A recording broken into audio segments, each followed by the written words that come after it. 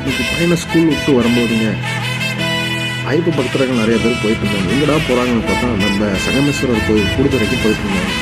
ஆனால் நான் போய் அந்த கோயிலுக்கு ஒரு வருஷத்துக்கு மேலே ஆகுதுங்க. நான் இருக்கிறது என்னமோ பவானி தான். ஆனால் நான் போய் 1 இயருக்கு மேலே ஆகுது.